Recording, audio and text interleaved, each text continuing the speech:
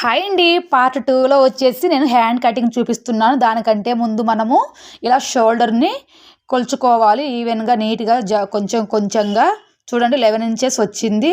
11 inches వచ్చిందంటే మన cloth వచ్చేసి 10 ఇంచెస్కి పెట్టుకోవాలి. వచ్చిన దాంట్లోంచి -1 చేసేసుకోవాలి. ఇప్పుడు ఇది మనకు 10 ఇంచెస్ ఉందా లేదని చెక్ చేసుకోవాలి అండి. 10 ఇంచెస్ లేదు కాబట్టి నేను క్లాత్ను కొంచెం బ్యాక్ సైడ్ ఇలా జరుపుకుంటున్నాను. అప్పుడు మనకు 2 అతుకులు మాత్రమే పడుతుంది, లేదంటే 4 అతుకులు పడతాయి. 4 మడతల మీద ఒకేలాగా కట్ చేయాలి అంటే చూడండి. ఇప్పుడు మనకు 10 ఇంచెస్ వెడల్పుగా ఉంది. కింద మార్జిన్ కోసం కాదండి, ఇది జస్ట్ అంటే ఎక్స్ట్రా ఉన్న క్లాత్ని ఇలా కట్ చేసేసుకుంటే మనకి ఈవెన్గా ఉంటుంది. ఇప్పుడు మనం హెమ్మింగ్ చేయాలంటే 1 ఇంచు లేదా పైపింగ్ కానీ అలా తిరగేసుకోవాలి అంటే ఒక 1/2 ఇంచ్ తీసుకుంటే సరిపోతుంది. లెంత్ వచ్చేసి 7.5 అండి. నేను ఖర్చుతో పాటు కలిపి తీసుకుంటున్నాను. 8 ఇంచెస్ తీసుకుంటున్నాను. అలాగే అటు సైడ్కి కూడా 8 ఇంచెస్కి మార్క్ చేసేసుకుంటున్నాను. అలాగే చంకడౌన్ వచ్చేసి 3.5 తీసుకుంటున్నాను. ఇది పెద్ద సైజు బ్లౌజ్ కదా, దానికని. అక్కడ వచ్చేసి 2 ఇంచెస్ దగ్గర మనం మార్క్ చేసుకున్నామంటే ఖర్చు అన్నిటికి సమానంగా తీసుకోవాలని బ్లౌజుకు తీసుకున్నట్లే ఇక్కడ షోల్డర్ పాయింట్ దగ్గర నుంచి 2 ఇంచెస్ మార్క్ పెట్టేసుకోవాలి.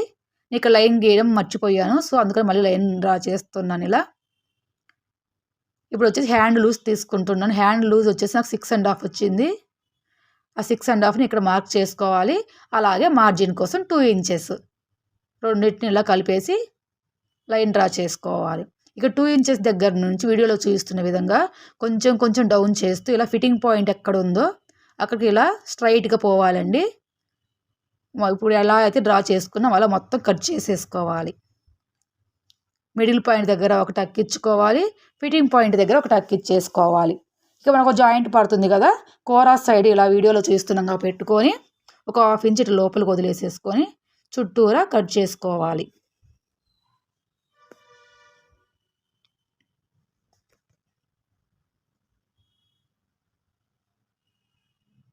ఇప్పుడు వచ్చేసి ఫ్రంట్ పార్ట్ లోతు కోసం ఒక 1 ఇంచ్ వదిలేసేసి మిగిలిన దాంట్లో నుంచి ఫిట్టింగ్ పాయింట్ వరకు ఎంత వస్తుందో అందులోంచి 1/2 తీసుకొని ఇలా ఒక లైన్ డ్రా చేయాలి.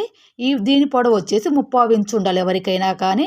ఇక్కడ నుంచి చూడండి వీడియోలో చూస్తున్నట్లుగా ఇలా మెల్లిగా పెంచుకుంటూ అలాగే ఇక్కడ నుంచి మెల్లిగా తగ్గించుకుంటూ పోవాలి. ఎస్ షేప్లో వస్తుంది మనకి. మొత్తం ట్రిమ్ చేసేసుకున్నాక ఫ్రంట్ పార్ట్ గుర్తు